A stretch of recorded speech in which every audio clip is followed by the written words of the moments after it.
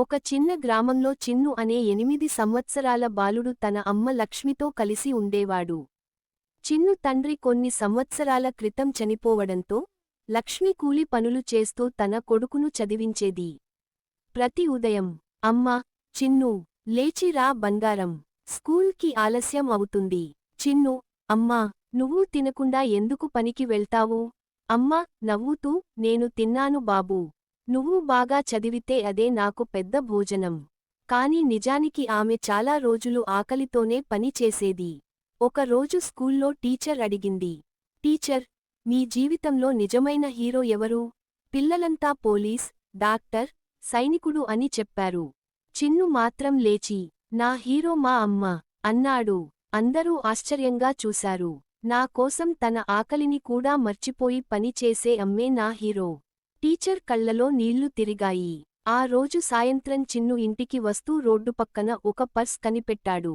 అందులో చాలా డబ్బు ఉంది. అతను వెంటనే ఆ పర్స్లో ఉన్న చిరునామా చూసి యజమానికి ఇచ్చేశాడు. ఆ వ్యక్తి చాలా ధనవంతుడు.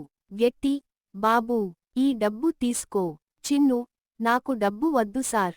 మా అమ్మ నేర్పింది, మనది కానిది తీసుకోకూడదని. ఆ వ్యక్తి చిన్ను నిజాయితీకి ముగ్ధుడయ్యాడు. మరుసటి రోజు వారి ఇంటికి వచ్చి లక్ష్మిని కలిశాడు. ఆమె కష్టాలు తెలుసుకుని, ఇకమీదట చిన్ను చదువు ఖర్చంతా నేనే చూసుకుంటాను అన్నాడు. లక్ష్మి కళ్లలో ఆనందభాష్పాలు వచ్చాయి. అమ్మా, చిన్నూ, నువ్వు నా తలెత్తుకునేలా చేశావు.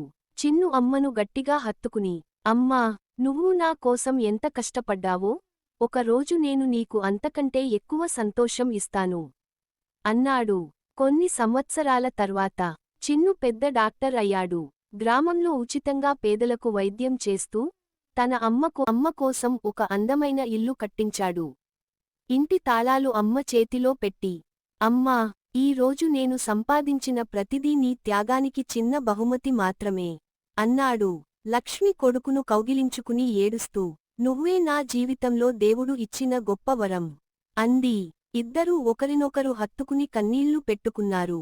ఆ గ్రామం మొత్తం ఆ దృశ్యం చూసి భావోద్వేగానికి గురైంది. నీతి, అమ్మ ప్రేమను, త్యాగాన్ని ఎప్పటికీ మరవకూడదు. మన విజయంలో మొదటి హక్కు ఎప్పుడూ అమ్మదే.